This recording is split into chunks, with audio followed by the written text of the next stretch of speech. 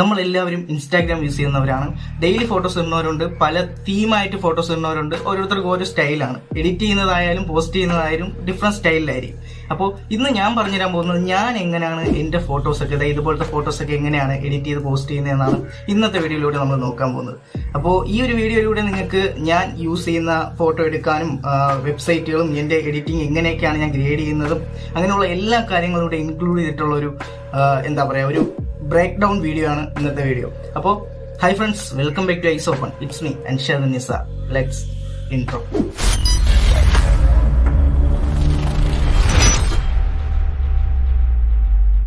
ആദ്യത്തെ സ്റ്റെപ്പായിട്ട് നമ്മൾ നോക്കുന്നത് ഒരു കോൺസെപ്റ്റ് കണ്ടെത്തുക. അതിപ്പോൾ ഏതൊരു കാര്യം നമ്മൾ ചെയ്താലും അതിന് വേണ്ട കോൺസെപ്റ്റാണ് നമുക്ക് ആദ്യം വേണ്ടത്, അല്ലേ?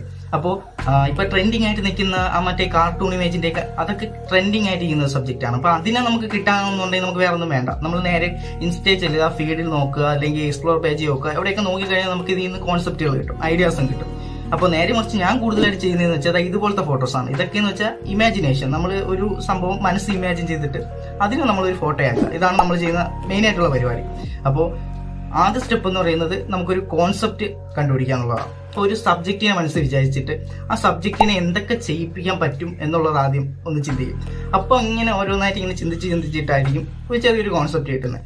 ഈ ഒരു കോൺസെപ്റ്റിനെ ഫോട്ടോ ആക്കാൻ പറ്റുമോ എന്ന് നമ്മൾ പോസിബിൾ ആണെന്ന് നമ്മൾ ആദ്യം ചിന്തിക്കും. അതിനുശേഷമാണ് നമ്മൾ സെക്കൻഡ് സ്റ്റെപ്പ് നമ്മൾ ചെയ്യാൻ പോകുന്നത്. അപ്പോൾ നമ്മൾ ഇനി നെക്സ്റ്റ് ചെയ്യാൻ പോകുന്നത് എന്താണെന്ന് വെച്ചാൽ ഈ ഫോട്ടോ ചെയ്യാൻ ആവശ്യമായിട്ടുള്ള സ്റ്റോക്ക് ഇമേജ്. അപ്പോൾ ഇവിടെ നിങ്ങൾക്ക് യൂസ്ഫുൾ ആയിട്ടുള്ള ഒരു കാര്യമുണ്ട്. അപ്പോൾ ഞാൻ സ്റ്റോക്കുകൾ എടുക്കാൻ വേണ്ടിയിട്ട് യൂസ് ചെയ്യുന്ന രണ്ട് വെബ്സൈറ്റുകളുണ്ട്. ഒന്ന് വെബ്സൈറ്റും ഒന്ന് ആപ്പുമാണ് കേട്ടോ.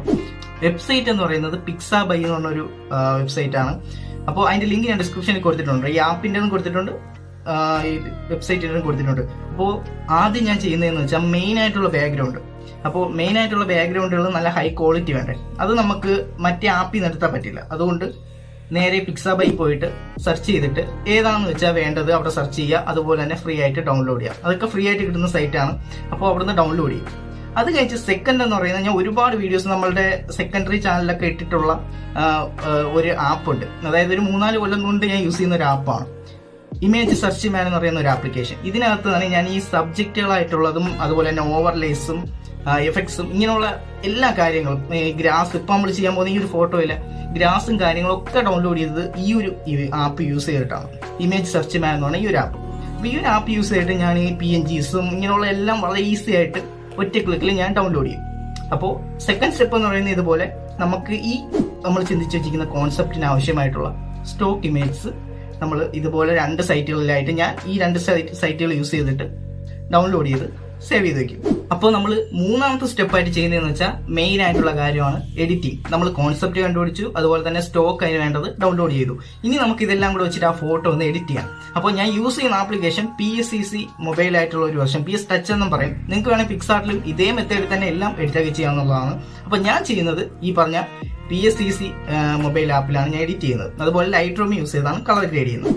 അപ്പോൾ എഡിറ്റിംഗിന്റെ ഫസ്റ്റ് സ്റ്റെപ്പ് എന്ന് പറയുന്നത് അറേഞ്ച് ചെയ്യാം. നമ്മൾ ഈ ഫോട്ടോസ് ഉണ്ടല്ലോ, ഈ സ്റ്റോക്കുകൾ, അത് ഏതൊക്കെ പൊസിഷനിൽ എങ്ങനെയൊക്കെ വേണമെന്നുള്ളത് കട്ട് ചെയ്ത് അഡ്ജസ്റ്റ് ഒന്നും ചെയ്യില്ല, കറക്റ്റ് എല്ലാം സെറ്റ് ചെയ്തൊന്ന് അറേഞ്ച് ചെയ്ത് വെക്കും.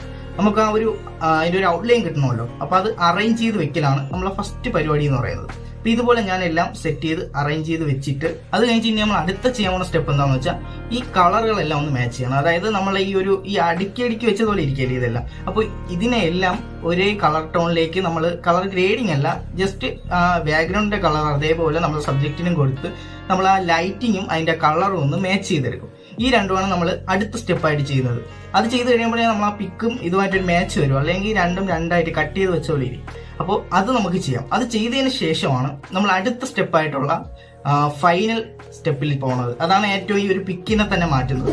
അപ്പോൾ ഇതിനെ എല്ലാം കൂടെ നമ്മൾ ചെയ്ത PSCCയിലാണ്. PSCC മൊബൈൽ വെർഷനിലാണ് നമ്മൾ ഇതെല്ലാം ചെയ്തിരിക്കുന്നത്. എന്നിട്ട് ഇതിനെ എല്ലാം കൂടെ നമ്മൾ മെർജ് ചെയ്ത് ഫ്ലാറ്റ് ചെയ്ത് ഒറ്റ ഇമേജ് ആക്കും. എന്നിട്ട് ഇതിനെ നേരെ സേവ് ചെയ്തിട്ട് നമ്മളുടെ എല്ലാവരുടെയും ഫേവറേറ്റ് ആയിട്ടുള്ള അഡോബി ലൈറ്റ്റൂം മൊബൈലിലേക്ക് കൊണ്ടുപോയി ഇമ്പോർട്ട് ചെയ്യും. അവിടെ ഇമ്പോർട്ട് ചെയ്തിട്ടാണ് ഇതിന്റെ ഒരു 80% പരിപാടി നടക്കുന്നത്. ഇത്രയും കാര്യങ്ങൾ ഇവിടെ ചെയ്യുന്നുള്ളൂ, ബാക്കി എല്ലാം കളർ ഗ്രേഡിംഗിലാണ് ഇരിക്കുന്നത്. അപ്പോൾ നമ്മൾ നേരെ ലൈറ്റ്റൂം മൊബൈലിൽ എത്തി. ഇനി നമ്മൾ ചെയ്യാൻ പോകുന്നതെന്ന് വെച്ചാൽ ഇതിന് വേണ്ട എല്ലാ ആവശ്യമായ കളർ ആവശ്യമായതെല്ലാം കൊടുക്കുക. ഈ ഒരു പിക്ക് കണ്ടിട്ട് നമ്മൾ ഒരു അത്ര വലിയ ഇതില്ല, ഒരു സിമ്പിൾ ആയിട്ടുള്ള ഒരു ഇമേജ് ആണ്. അപ്പോൾ ഇതിൽ ഈ വെട്ടി വെച്ചതായിട്ടിരിക്കുന്ന പോലത്തെ ഒരു ഫീൽ ഉണ്ടല്ലോ, ഇതിനെ നമുക്കൊന്ന് മാറ്റിയെടുക്കണം. അപ്പോൾ അതിനായിട്ട് ഇതിൽ കുറച്ച് ക്ലാരിറ്റി ഇങ്ങനെയുള്ള കാര്യങ്ങളൊക്കെ കയറ്റണം. അപ്പോൾ ഇങ്ങനെയുള്ള ഒരുപാട് കാര്യങ്ങളാണ് നമ്മൾ ഇനി ചെയ്യാൻ പോകുന്നത്. അപ്പോൾ ഇവിടെയാണ് നമ്മളുടെ മെയിൻ ആയിട്ടുള്ള എല്ലാ പരിപാടിയും നടക്കുന്നത് കേട്ടോ. ഇതിനകത്താണ് ഞാൻ കൂടുതലായിട്ടും എന്താ പറയുക, ഒരു 40% മാത്രമേ ഞാൻ PSCCനകത്ത് എഡിറ്റിംഗ് ഉള്ളൂ. അത് കഴിഞ്ഞിട്ട് നേരെ ഒരു 60% നമ്മളുടെ ഈ ഒരു അഡോബി ലൈറ്റ്റൂം മൊബൈലിനകത്താണ് ചെയ്യുന്നത്.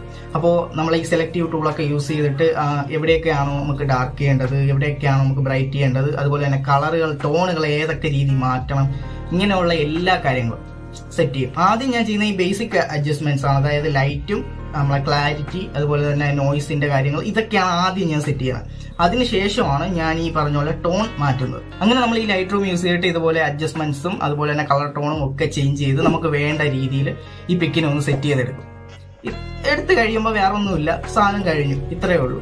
പിന്നെ ഇതിൽ നമുക്ക് വേണമെങ്കിൽ വാട്ടർമാർക്ക് ആഡ് ചെയ്യാം. അത് PSCC നമ്മൾ ആപ്ലിക്കേഷൻ ഉണ്ടല്ലോ, അതിനകത്ത് വെച്ചിട്ട് വാട്ടർമാർക്ക് ആഡ് ചെയ്തിട്ട് എക്സ്പോർട്ട് ചെയ്യും. എക്സ്പോർട്ട് ചെയ്തിട്ട് നേരെ നമ്മൾ ഇൻസ്റ്റാഗ്രാം ഓപ്പൺ ചെയ്ത് അങ്ങോട്ട് ഇതിനെ പോസ്റ്റ് ചെയ്യും.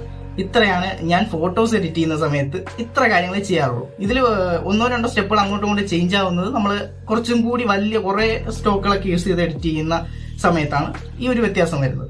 അപ്പോൾ ഓൾമോസ്റ്റ് ടൈം ഞാൻ ഇതുപോലെ ഈ വെബ്സൈറ്റുകളും ഈ ആപ്ലിക്കേഷനൊക്കെ യൂസ് ചെയ്തിട്ട് തന്നെയാണ് ഫോട്ടോസൊക്കെ എഡിറ്റ് ചെയ്യുന്നത്.